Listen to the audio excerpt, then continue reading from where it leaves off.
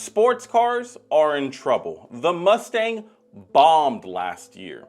And as someone who owns one, not really, my girlfriend does, I'm gonna try to explain why. It's pretty obvious in my opinion why the Mustang has failed. Now, if you're new here, let me give you a brief rundown. I've been a Mustang guy for quite some time. I have an 06 GT with a built Gen 3 Coyote, a Whipple on it. It makes just under 1,000 horsepower to the wheels, and it's a really fun car. Now, what got me into the Mustang starting out was I wanted a cheap platform that made a lot of power. Literally, that's why I became a Mustang person. I remember this vividly. I was sitting on the toilet one day and I was like, God, I need to buy a car. I need to buy a cool car. What's a cool car I can buy with a lot of horsepower that is cheap? And after doing extensive searching, Camaro SS. Oh, nope, that's too expensive and it makes good power. Dodge Charger. No. Oh, Mustang GT. I could afford that. And that's why I bought one. And that's what the big thing was with the Mustang. The Mustang was originally released to be the everyday man's sports car, the everyday man's pony car or muscle car, whatever you want to call it. But I think Ford has lost that over the recent years. Yes, they still plan on producing the V8 for as long as they can, but they dropped the Mach-E recently, which also bombed. But somehow the S650 Mustang GT bombed worse than that. The lowest sales in Ford Mustang history. And I've got the numbers right here, so let's break it down. So the first year of release, 1964 and a half, they sold 121,000 models, then 500,000 models the next year, then 600,000 models the next year. And slowly over the years, decreasing little by little. They had a resurgence in 1979 at 369,000, but for the most part, you're looking at 150 to 250 in sales each year. Well, that all changed once we got to the 90s. The 90s saw the first year of under 100,000 units sold. They only sold 98,000. In 93 though, they did manage to have a comeback at 114, and slowly they maintained that up until recently. In 2008, if you guys were alive back then, you guys remember that there was a little bit of a recession, a little bit of a, not enough money going around. I was in elementary school, so I wasn't paying all too much attention to it, but most people weren't going out in '08 and buying a gas-guzzling V8. So the numbers started to taper off there, got a little bit of a popularity when the S650 came out in 2015, sold 122,000 units, one of the best years in a decade for Ford. But ever since then, it's been all downhill. And I'm gonna tell you why. Two things. One, the cost of the car keeps going up. Now that makes sense with inflation and everything and new technology, but the cost of the car keeps going up, but the changes that they make keep going down on the car. The Ford Mustang is a really great comparison to an iPhone. There's a new iPhone released every year with minor changes that some people might find valuable in upgrading. The S650 though came out recently and they didn't change a whole lot. There's a Gen 4 Coyote, yeah, you get dual throttle bodies, but the body looks oddly similar to an S550. The performance is also oddly similar. They offer the same dog shit transmissions that they've been offering for the last like 5 years.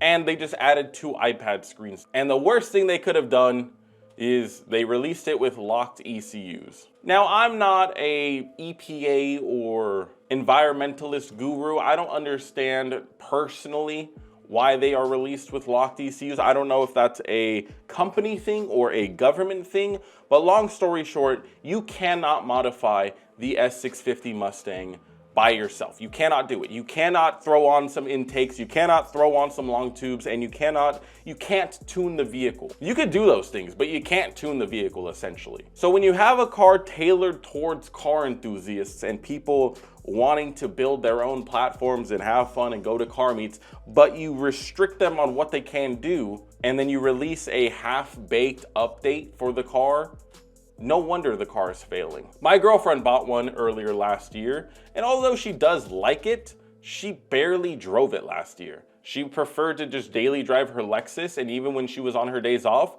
it's just not a super thrilling car to drive. Now, I pushed her towards getting the A10 because I have a manual Mustang, so if we were going to boost hers down the line, then it didn't make sense to have two boosted manual Mustangs. It just would have been the same thing. So I pushed her towards getting the A10. Bad mistake. It's a boring ass car. It's a boring ass car to drive. You are just... It's boring. You don't do anything. I do think if she got the manual that it would be a lot more of a fun daily driver, and I think it'd be a lot more of a sportier driving experience. But there are plenty of other automatic cars that are fun to drive. I genuinely think she would have been better off getting like a 22 or a 21, because then she could have done stuff to the vehicle. She could have thrown some intakes on it, throw some injectors at it, thrown some long tubes at it, made it scream, made it run on E85, make it make 500 wheel horsepower. Instead, her option is keep it stock or Whipple. Literally, that's pretty much your only option. Keep it stock or 800 plus horsepower. That is the dumbest thing you can ever want. I'm not saying Whipples are dumb. I have a Whipple on mine. It's a great car. It's a fun car to drive. But you can't expect people to want to buy a car where they are limited to what they can do to the car. Now, like I said, 100%, maybe it's not Ford, maybe it's a government thing, whatever, who cares?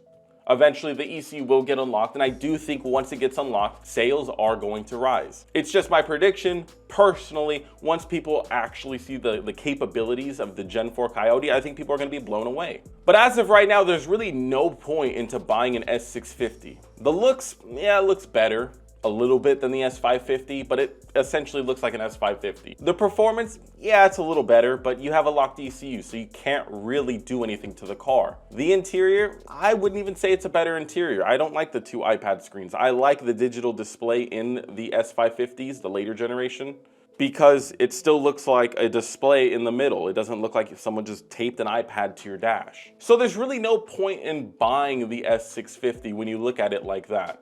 If you're a true car enthusiast and you want to modify your car, you're kind of shit out of luck. Sure, if you just want the newest and best, I guess, version of the car, go for it. But that's essentially why sales are so low, in my own opinion.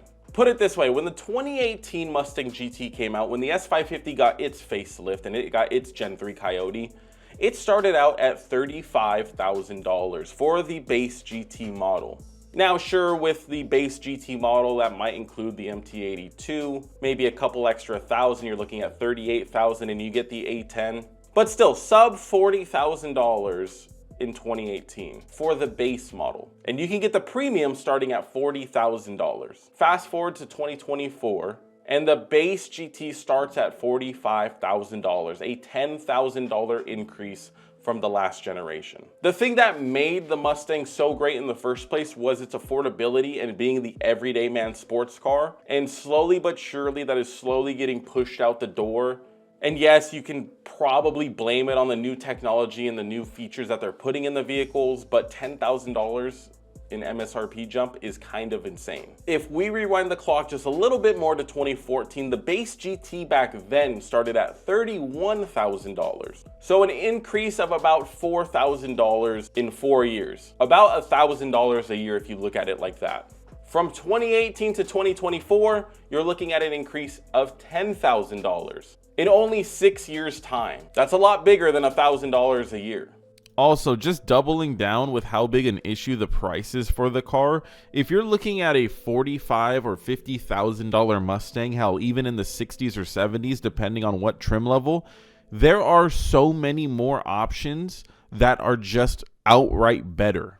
You can get C7 and even C8 Corvettes for that price, if you still wanted a V8 American muscle vehicle. Here's a used C8 for $57,000. Or here's a 2025 Mustang GT for just about the same price. I don't know, a few extra thousand and I get a mid-engine V8 sports car? Huh. Ooh, or I can get a 2022 BMW M4 Competition for just about the same price. Right. Hell, this is a 2020. It looks far better than the S650 and it's $5,000 cheaper. 30,000 miles. I'm taking the M4 all day, every day. You see, once you start getting into the $50,000 price range for an entry-level sports car, you start to have problems. You start to be compared against better sports cars with better interiors, better performance, better looks, and now you're just the worst version of your new competition. The Camaro, the Charger, and the Challenger are pretty much gone. Hell, I bet I could find a used Hellcat for $50,000 or less. Yep, here's a 2018 Dodge Charger Hellcat with 50,000 miles for $50,000. I can have 707 horsepower, 4 doors, more whores, and save $5,000. You see what I'm saying though? It just doesn't make sense why the Mustang is $50,000+. It's hard justifying that price when you look at other cars in that price range.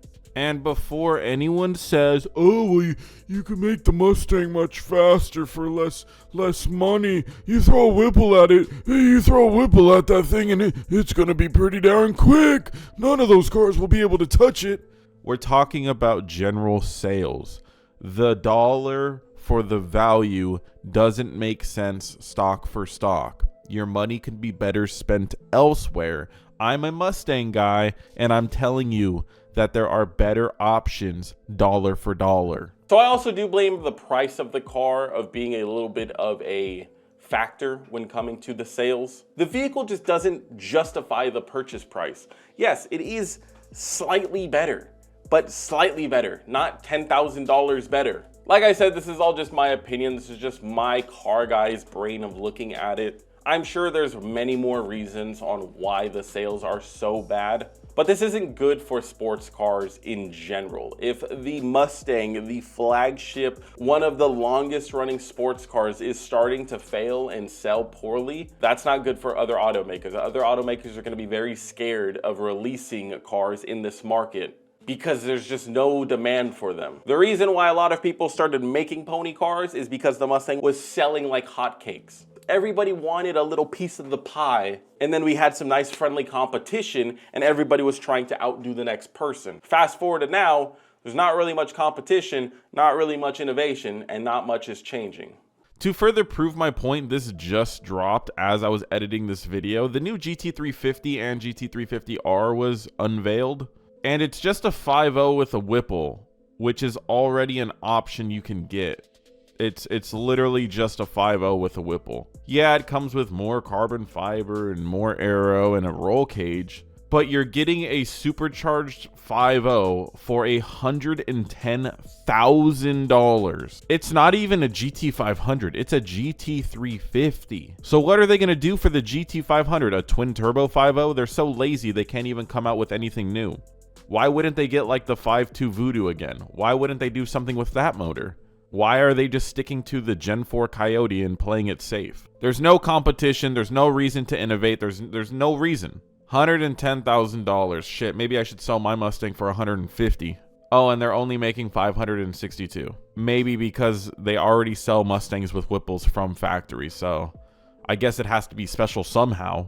So lazy. You would think too that with other automakers stopping the production of their sports cars like the Camaro, the Chargers, the Challengers, you would think that Mustang sales would be booming, but it's just not the case. So I'm interested. Personally, what do you guys think is the reason why? I personally think it's a combination of the price and just what you get, and I just don't think it's personally worth it. And that's just talking about the base GT. When you start looking at like the Dark Horse and stuff like that, I really don't think that's worth it. But that's just my own opinion. Let me know what you guys think. Comment your thoughts down below, subscribe, and hopefully very soon the S650 will be unlocked and we can start modifying them. Anyways, until next video, peace.